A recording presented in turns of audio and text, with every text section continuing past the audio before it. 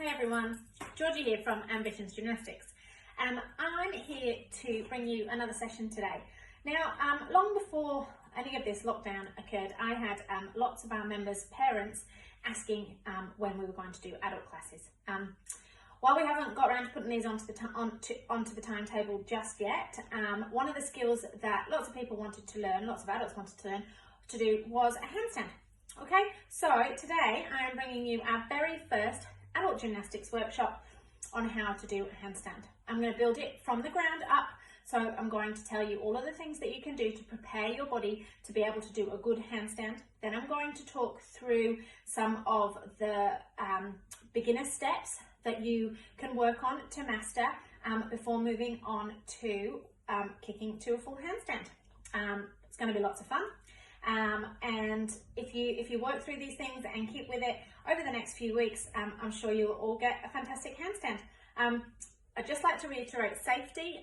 We encourage all of our members to be exceedingly safe when they're doing gymnastics, and that goes for adults too. So make sure, even more so for adults actually, because they don't bounce like children. So make sure that you have a lot of space around you when you're doing stuff. If you're doing things where you're not sure on the strength of your arms and whether they will give out, make sure that you've got a cushion underneath you, and maybe just for laughs and giggles, just make sure that there's somebody watching to make sure that you stay safe. All right, well, with all that explained, we're going to get going. To be able to do a handstand successfully, there are certain things that we need our body to be able to do. Firstly, we need our shoulders to be strong enough to hold us when we're upside down. Secondly, we need a reasonably strong core to make sure that we're not going to fall all over the place once we're up there. And we need some flexibility in our hamstrings, but also in our shoulders. Our hamstrings for the kick up to handstand, because as our hands go to the floor, one of our feet is still down before we start to kick up. So if we haven't got the flexibility to do it, we could end up hurting our hamstrings. And we need the shoulder flexibility so that when we're up in a handstand, our arms can get to this position rather than only getting to this position. So this first part of the workshop is going to focus on the physical preparation that you need to be able to do a handstand.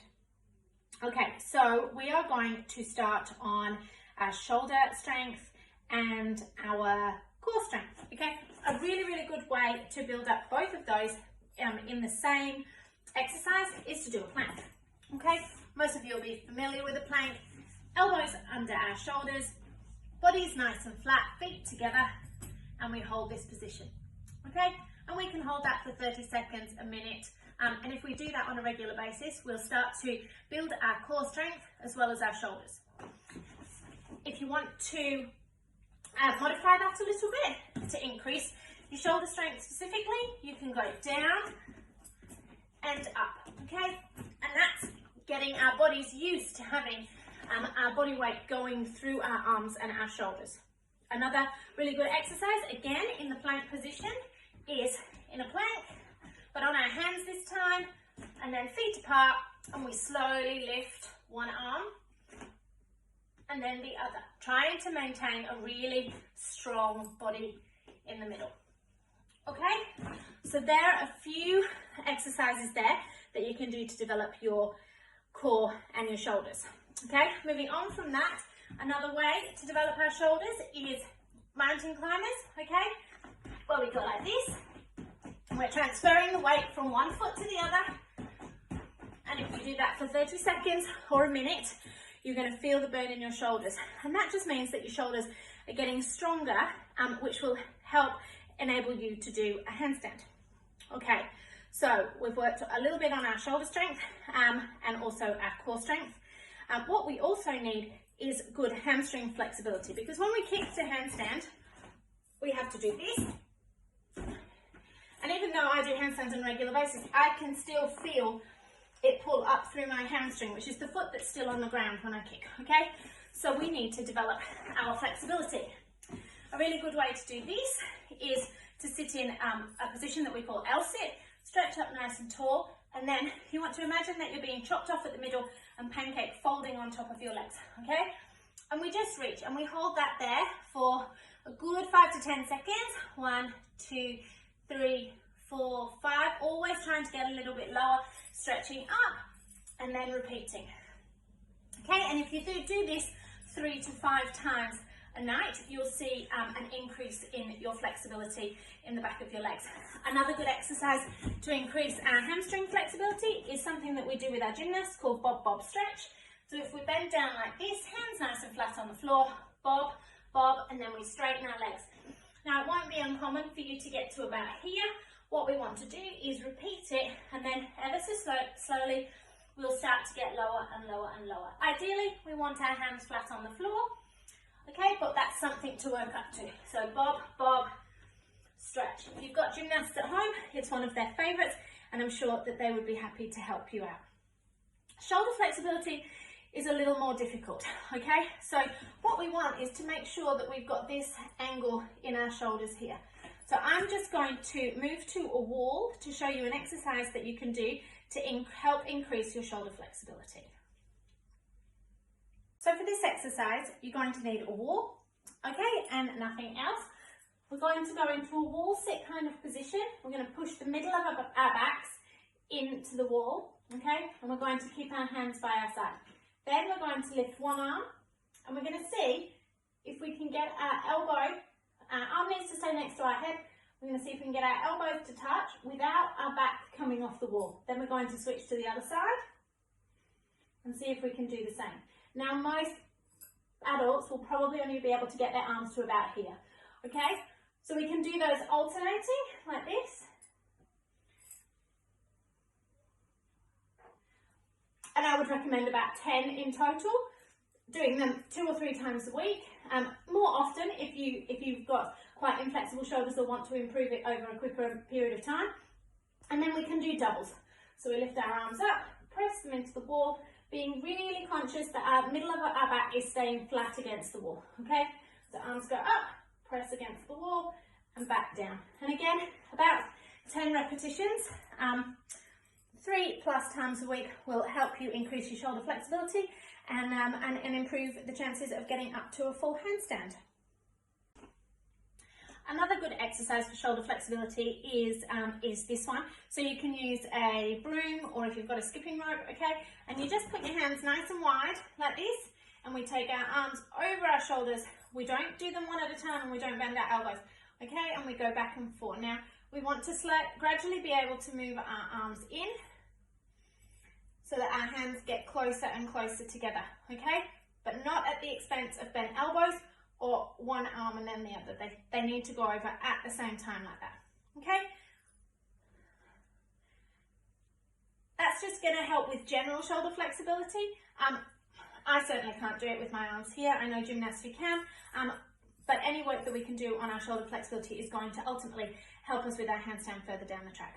Okay, so we've covered off on our core strength, shoulder strength, our hamstring flexibility and our shoulder flexibility. We're going to now move on to some of the preparatory skill work that we can do to work our way to building up to a full handstand. So before we can move on to doing a full handstand, there are some things that we need to practice beforehand just to make sure that we're not going to kick up and land flat on our noses, okay, and come down crashing to the ground and hurt ourselves, okay? So I'm going to use some of the same skill preparations that I would do for the classes that we teach to young children, okay? So the first thing that we start with when children are quite young is a bunny hop. Now you want to make sure you've got flat hands for this. You're going to put them on the ground, and we're going to aim to kick our bottoms with our feet, doing a little jump. Okay, and we're going to see if we can do 5 of those in a row. So off we go. 1, 2, 3, 4, 5. Okay? If you haven't done bunny hops before, you'll start to feel your shoulders, or you'll start to feel it in your shoulders pretty much straight away that you're doing those. Okay? And we want to build up from 5 to 10, and maybe doing about 20 on a regular basis, so that again we can build up that shoulder strength, and our body and our brains are getting used to that feeling of being upside down. Okay, so we're going to do 10 now. 1, 2, 3, 4, 5, 6, 7, 8, 9, 10. Okay, excellent. All right, the next thing that we want to be able to do is we want to be confident that we can hold our body weight on our hands. Okay, but we're going to do that with the security of our feet being on something. So I've moved my mat close to my sofa. I'm going to climb onto my sofa with my knees at the edge like this, and I'm going to put my hands on the floor. I'm going to climb up onto my feet and stick my bottom in the air. Now, as you can see, my arms, shoulders and head are pretty much in the position of a handstand.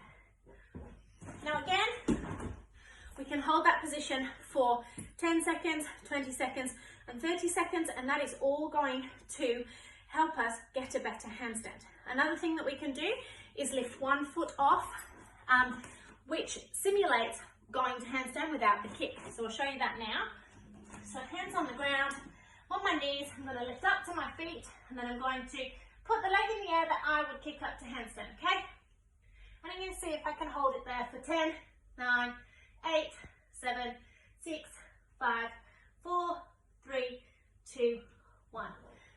And as much as that's the leg that I kick up to handstand on, it's a good idea to work both sides so that we don't get a super dominant side of our bodies, okay? So we've done our bunny hops in sets of 5 and 10, and again, we repeat those on a regular basis. We've also worked out that we can hold our body weight on our shoulders through our hands, okay, doing it on our sofa. What we'd like to do now is put a little bit of that together. So we're going to do a bunny hop, tuck, hold, okay? So what we want to do is our bunny hop, but we want to see if we can lift our bottom a bit higher so that our knees are over our bottom. Okay, a bit like this. And it might take a little bit of getting up there, okay, and you want to make sure that you've got some cushions on the other side just in case you happen to collapse, okay? Most people won't get their bottom up to that full vertical the first few times, but over time you will do. So we'll show you that again. So hands down. Okay? All right, so you've done some of the physical preparation work, okay? And you can repeat those things over and over again until you feel comfortable to move on to the next step. So the next step in achieving a handstand is our wall handstand.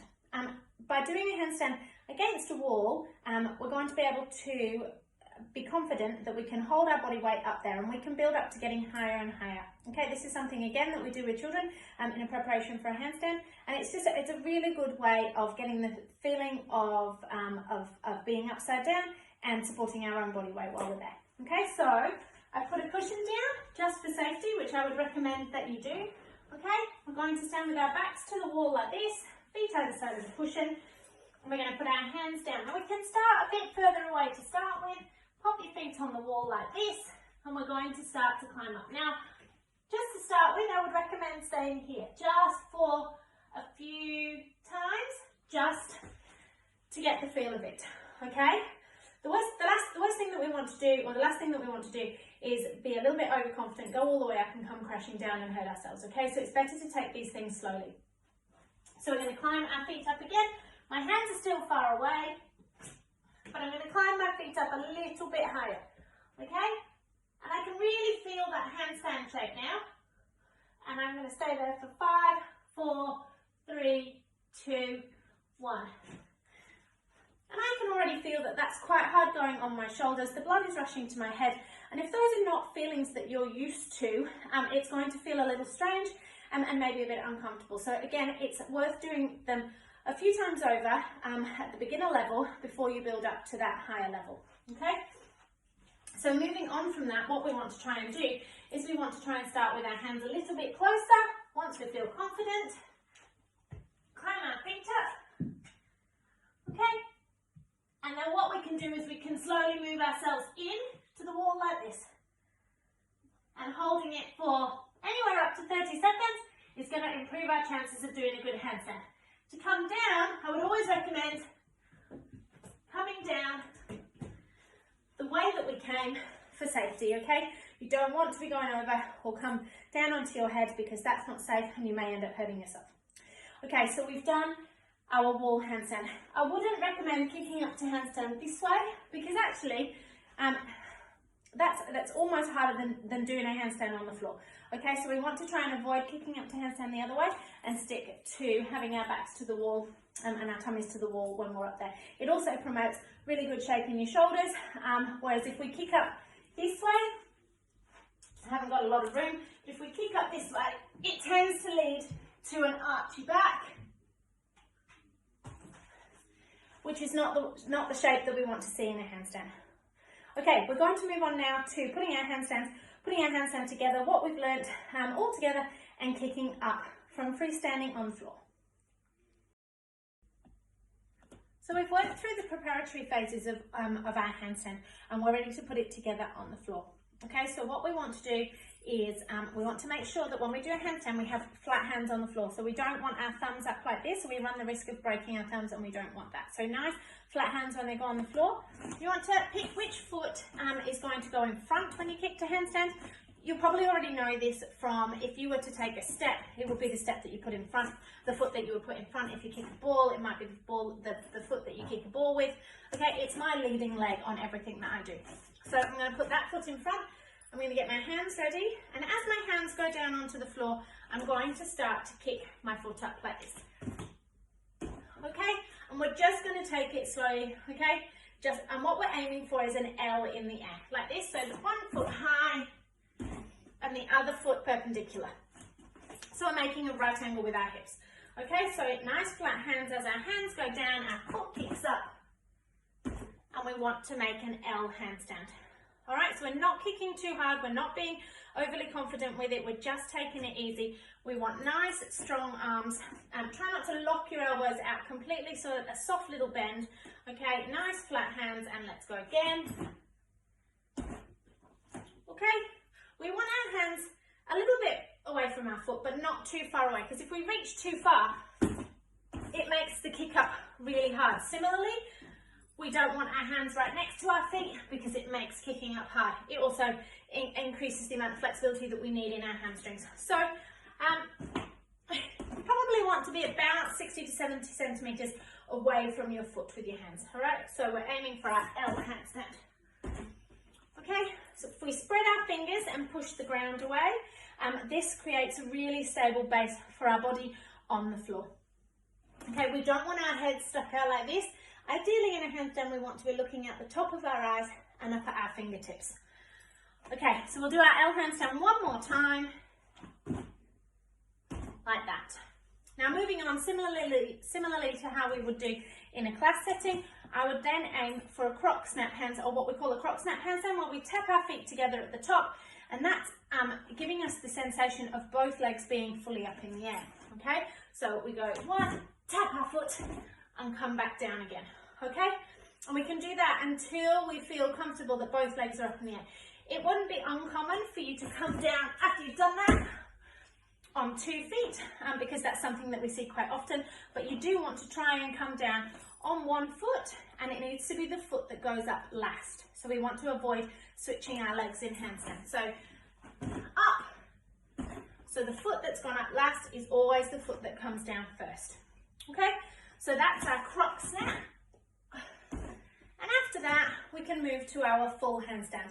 And this is where we kick a little bit harder. We're aiming for everything to be in a straight line above our shoulders. Okay, the issue here might be kicking too hard and going over, and knowing how to safely come out of that. I would recommend that you really err on the side of caution with kicking, so you make sure that that doesn't happen, but pop some cushions down on the other side just in case you do happen to go over.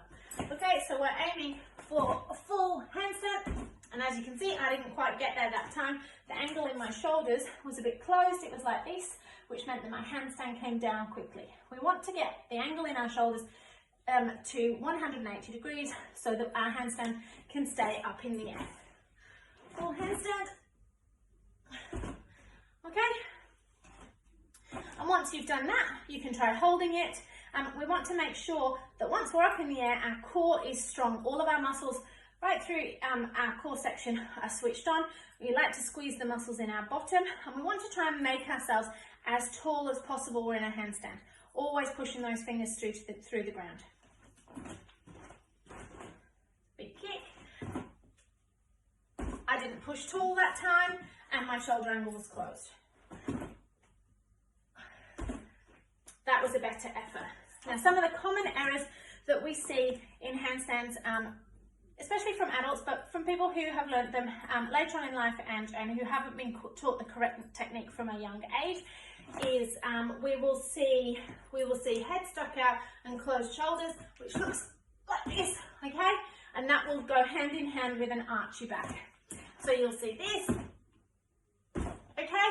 That's putting a lot of pressure on your lower back that you don't want to do. It's also not good for your neck to be straightened out in that position. All right, so we really want to make sure we've developed our core strength in order to maintain a good shape in handstand. The other thing is, if people do get up to handstand, again, it's that archy shape, and that often comes through fear of falling over and just not knowing how to get that correct shape. So again, we really want to aim for everything being in a straight line.